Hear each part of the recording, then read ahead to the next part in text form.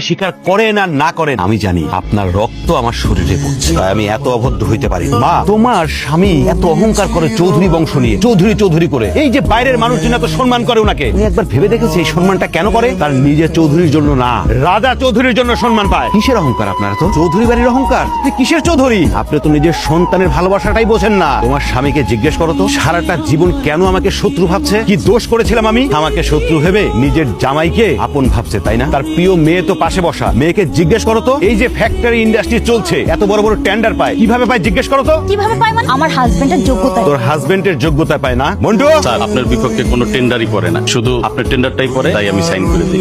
প্রতি টেন্ডারের সময় টাকা নাও, সেটা কি বলেন স্যার? আমি ঘুষ নেব? আমার গাড়ে তো মাথা একটাই। এর আগের টেন্ডারে না 2 কোটি টাকা নিলাম। জি না স্যার, আমি 1 টাকাও ঘুষ নেই না। রাজাভাইয়ের মতো যদি ভাই আমার পাশে থাকে, তাহলে আমি টাকা দিয়ে কি করব? তোমার মেয়েরে জিজ্ঞেস করতে বলো, টেন্ডারের নামে, অফিস চালানোর নামে কোটি কোটি টাকা নেয়, সেগুলো সে কি করে জিজ্ঞেস করতে বলো। আমি বলছি কোথায় রাখছে এই টাকা দিয়ে, কি করেছে টাকা দিয়ে? ও আর ওর জামাই শহরে বাড়ি করেছে, গাড়ি করেছে, বিদেশে ব্যাংক ব্যালেন্স করে। তারপরে আমি ওদের কিছু বলি নাই মা, আমি সব জানতাম। আজকে ওর জামাইরে কেন মারছি জানো? তারে যখন মারার প্ল্যান করছে, সেই মানুষটাকে আমি ছেড়ে দিতে পারি, এই জন্য আমি মেরে হাসপাতালে পাঠাইছি। আমার তো উচিত ছিল একদম জীবনে মেরে ফেলা। আর একটা কথা চৌধুরী সাহেব, আমার জন্যই তো আপনার এত সমস্যা। আমি থাকছি না এই বাড়িতে, আমি বাড়ি ছেড়ে চলে যাব। মায়া, আসো আমার সাথে, আসো।